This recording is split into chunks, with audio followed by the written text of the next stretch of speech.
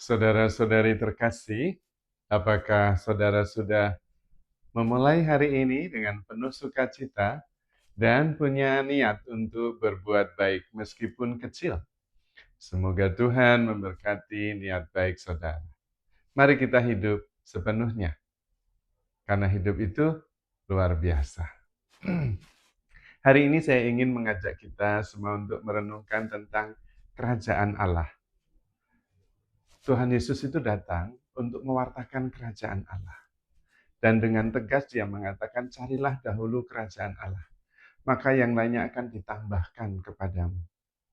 Kerajaan Allah itu ada di antaramu. Kerajaan Allah itu seperti benih yang ditaburkan, yang tumbuh dan kemudian menjadi sarang banyak burung. Kita tidak tahu kapan tumbuhnya dan bagaimana. Dan kerajaan Allah itu bukan masalah makanan dan minuman, melainkan masalah kebenaran, damai sejahtera, dan sukacita.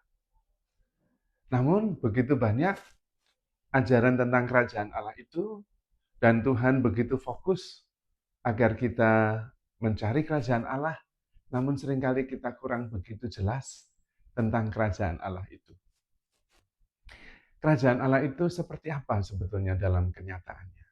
Apakah itu adalah cita-cita, gagasan yang terwujud nanti atau sekarang? Menurut saya, Tuhan menghendaki kita mewujudkan kerajaan Allah itu sekarang juga. Karena justru dikatakan kerajaan Allah harusnya menjadi prioritas. Carilah dahulu kerajaan Allah. Yang lainnya akan ditambahkan kepadamu.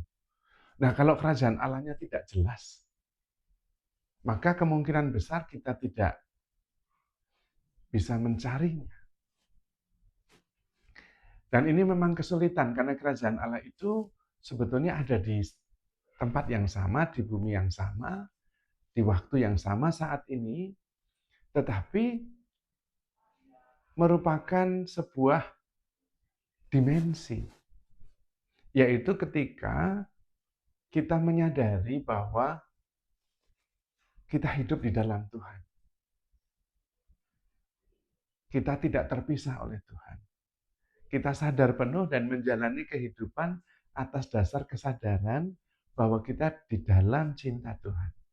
Seperti seekor ikan sadar bahwa dia ada di dalam lautan.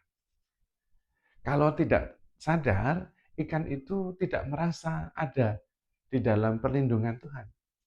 Dan terus mencari lautan itu. Dan itu kesulitan yang kita alami. Kerajaan Allah kalau dicari nggak ketemu karena kita ada di dalamnya. Seperti seekor ikan berada di dalam lautan. Maka yang paling penting justru mencarinya di dalam, yaitu di dalam kesadaran. Menyadari bahwa saya ada di dalam Tuhan. Itulah yang dimaksud dengan hidup dalam roh. Kita hidup di dalam Roh Kudus. Bukan Roh Kudus di dalam diri kita. Tetapi kita ada di dalam Roh Kudus. Dan kemudian menyadarinya. Kalau kita sadar bahwa kita ada di dalam Roh Kudus itu, maka kita hidup atas dasar kasih, pengampunan, sukacita.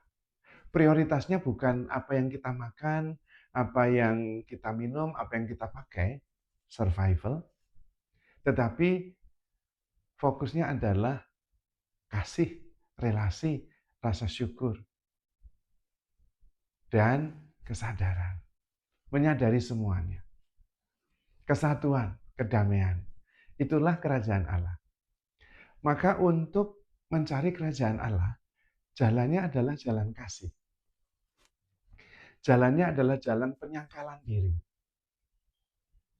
Kalau terus-menerus berfokus pada saya, ego, kepentingan, maka masih sulit untuk menyadari kerajaan Allah itu.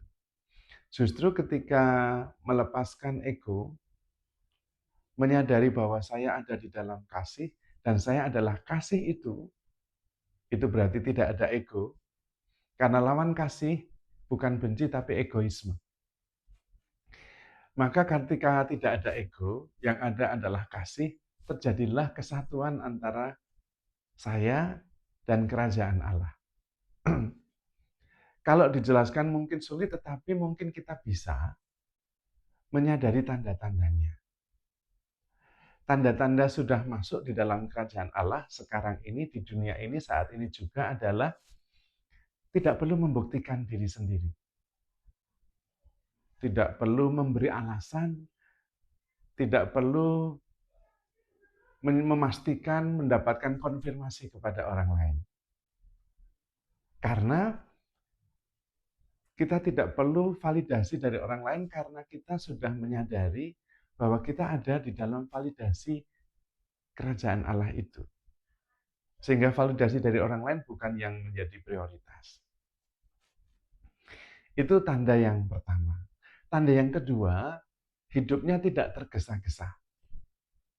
Karena kita ada di dalam kerajaan Allah.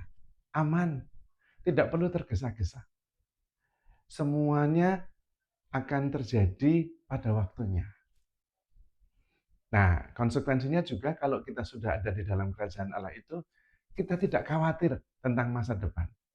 Tetap merencanakan, tetap mengatur strategi, tapi nggak khawatir sampai nguyek mikirin bagaimana caranya. Enggak.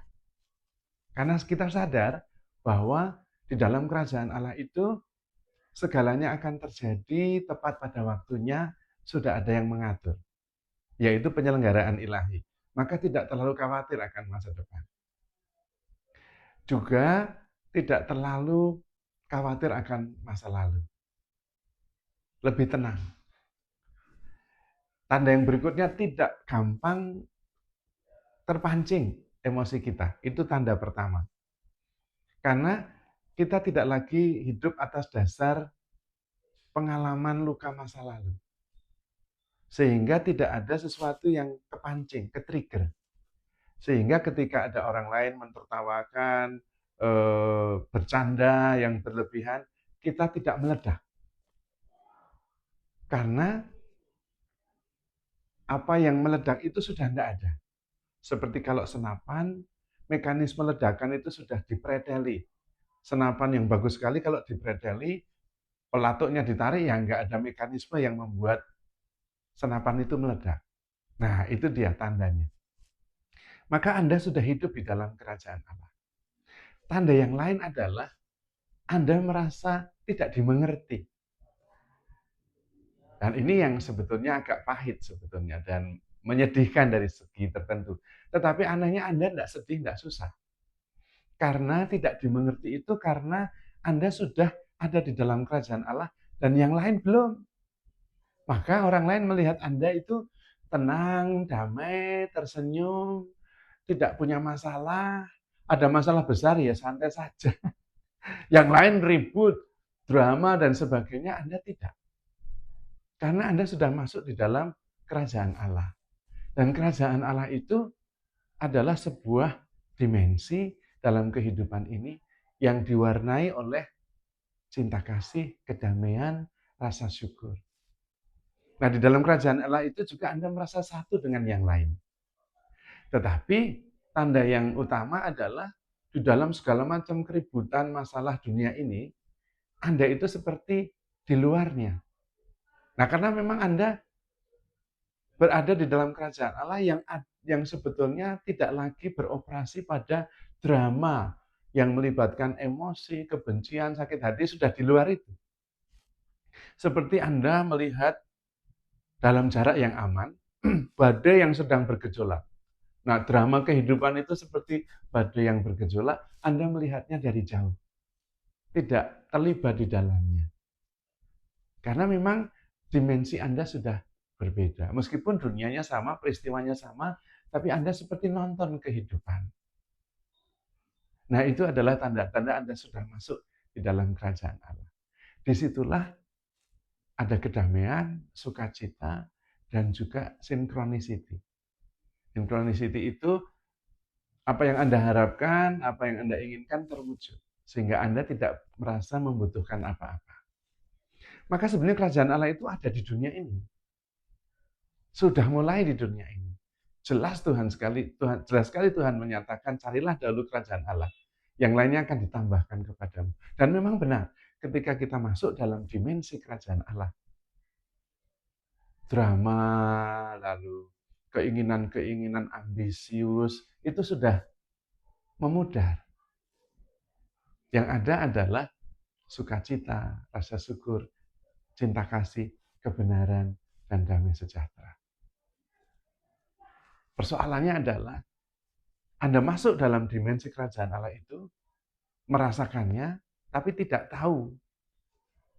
Sementara orang lain melihat pun tidak apa yang Anda alami. Kalau Anda bisa merasakan dan mengalami apa yang saya sampaikan dan relate dengan kehidupan Anda sebetulnya sudah masuk di dalam kerajaan Allah itu. Tapi kalau belum, pernyataan saya itu dianggap aneh, seperti nggak masuk dalam kehidupan yang nyata, teori, nah Anda belum, itu Anda masih masuk di dalam kehidupan yang diwarnai oleh dimensi ketiga, yang diwarnai oleh kepentingan makan minum, kepentingan nama baik, status, pekerjaan, kehebatan, dan sebagainya. Tergantung. Ini tidak bisa dilihat karena hanya bisa dirasakan dan dialami. Apa yang menggerakkan Anda? Kalau Anda digerakkan untuk survival, Anda masih di dalam dimensi dunia ketiga. Belum masuk dalam dimensi kerajaan Allah. Tapi kalau yang menggerakkan Anda adalah belas kasih, compassion, rasa syukur,